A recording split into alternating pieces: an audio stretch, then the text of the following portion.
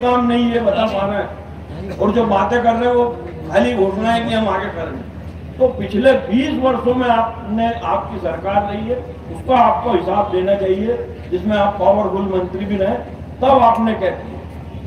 अगर हम कांग्रेस की बात करें तो कांग्रेस के जो हमारे पूर्व नेता थे उनको ज्यादा मौके नहीं मिले, लेकिन बावजूद इसके उनकी दृष्टि थी, उनका विजन था, क्षेत्र के लिए कुछ करने का जज्बा था। इसलिए आज हम हरदा क्षेत्र में जितनी भी शैक्षणिक संस्थाएं देख रहे हैं वो कांग्रेस की देन है। राजौरिया जी जब मंत्री थे उस समय हरदा में औद्योगिक क्षेत्र का विकास हुआ और उसी वजह से आज हरदा में जो भी छोटे मोटे उद्योग बन पाए वो कांग्रेस की देन है। ये सारे काम इसलिए हो सके क्योंकि कांग्रेस के जो भी नेता थे उनकी एक दृष्टि थी, उनका सोच था।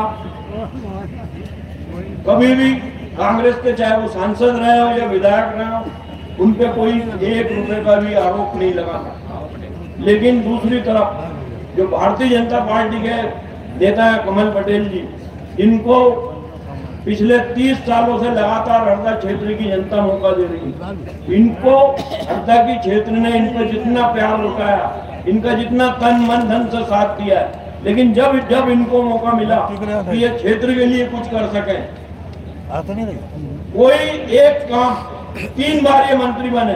सबसे पहली बार ये मंत्री बने थे स्वास्थ्य शिक्षा और तकनीकी शिक्षा के। स्वास्थ्य शिक्षा के मंत्री रहते हुए ये हरदा में मेडिकल कॉलेज खुलवा सकते थे। मेडिकल कॉलेज तो दूर की बात है, ये कोई पैरामेडिकल कॉलेज भी नहीं खुलवा पाए जहाँ हमारी बच्चियां नर्स की ट्रेनिंग ले सकती हैं। तकनीकी शिक्षा मंत्री रहते हुए इंजीनियरिंग कॉलेज खुलवाया हरदा में, लेकिन ये ITI भी नहीं खुलवा पाए। खिड़कियां जैसी इतनी बड़ी जगह में आज एक ITI भी नहीं खुल पाया है। इसी तरह से जब ये राजस्व मंत्री बने, इनके पास एक मौका था क्षेत्र के लिए काम करने का। ये कम से कम जो हमारे किसान आज नफ्ती के लिए आपस में लौटते हैं, अगर ये केवल चांदे मीनारे करवा देते तो आज नफ्ती की जो समस्या किसानों को आती है वो हल हो जाए। और अभी कृषि मंत्री है ये, इन्होंने घोषणा की थी कि मैं यह कृषि महाविद्यालय खुलवाऊंगा, लेकिन महाविद्यालय कहाँ है उसके लिए कोई इन्होंने चिट्ठी भी चलाई हो, कोई एक कागज दिखा दे लोगों को उसके सबूत के तौर पर। केवल ये बातों में, इनकी केवल बातों में विकास होता है। एक बात कह के मैं अपनी बात खत्म करूंगा। जब भी कोई हमारे परिवार का मुखिया होता है तो उससे हम ये उम्मीद करते हैं कि बुरे समय में, तकलीफ में ये हमारे साथ खड़ा रहेगा। जब से ये मंत्री बने इन्होंने हरदा छोड़ा ही नहीं है। पूरे समय ये हरदा में घूमते रहते हैं, कोई काम नहीं है इनके पास। जबकि एक मंत्री को ज्यादा से ज्यादा समय मध्य प्रदेश की राजधानी में गुजारना चाहिए ताकि पूरे क्षेत्र का काम हो सके। आज अपने क्षेत्र के किसान खाद के लिए तरस रहे, लेकिन ये पूरे समय हरदा में घूमते रहे। जब केवल इनके पूरे कार्यकाल में एक समय ऐसा आया था जब इनको हरदा के लोगों के बीच रहना था, लेकिन उस समय ये कहां थे, ये सवाल आपको इनसे पूछना चाहिए।